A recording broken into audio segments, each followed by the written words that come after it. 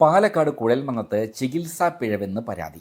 കുഴൽമന്നം കുളവൻമുക്ക് സ്വദേശിനി അലീമയ്ക്കാണ് doctor injection നൽകിയതിന് പിന്നാലെ ഇടതുകാൽ തളർന്നത്. കുടുംബത്തിന്റെ പരാതിയിൽ DMO അന്വേഷണത്തിന് ശുപാർശ നൽകി. മാർച്ച് 22-ാം തീയതി ഇവിടെ കുഴൽമന്നം ഹോസ്പിറ്റലിൽ നിന്ന് ഇഞ്ചക്ഷൻ വെച്ചിട്ടായിരുന്നു. കാല് തീരെ നടക്കാൻ പറ്റുന്നില്ല. കഴിഞ്ഞ മാർച്ച് 22-നാണ് ആർത്തവത്തെ തുടർന്നുണ്ടായ വയറുവേദനയെ തുടർന്ന് കുഴൽമന്നം കുടുംബാരോഗ്യ കേന്ദ്രത്തിൽ ചികിത്സ തേടി ഇവരെത്തിയത്. വയറുവേദന ശമനത്തിനായി അലീമയുടെ കയ്യിലും ഇടുപ്പിലും ഓരോ ഇഞ്ചക്ഷനുകൾ ഡോക്ടർ വെച്ചു.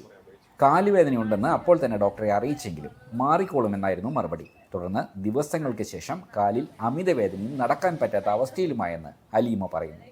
കുഴൽമന്നം PHCയിൽ വീണ്ടും എത്തിയപ്പോൾ വിറ്റാമിൻ കുറവ് മൂലമാണ് ബുദ്ധിമുട്ടെന്നും പതുക്കെ ശരിയാവുമെന്നും പറഞ്ഞ് മടക്കി അയച്ചതായും കുടുംബം ആരോപിക്കുന്നു. പിന്നീട് ആലത്തൂർ പോയി കണ്ടു, കോപ്പർട്ടിയിൽ പോയി, മെഡിക്കൽ കോളേജിൽ പോയി, തൃശ്ശൂര്.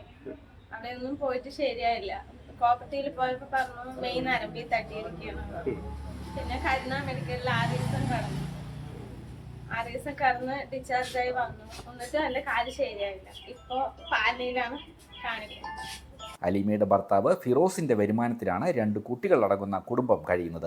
നിലവിൽ ഫിറോസിനും ജോലിക്ക് പോകാൻ കഴിയാത്ത സാഹചര്യമാണ്.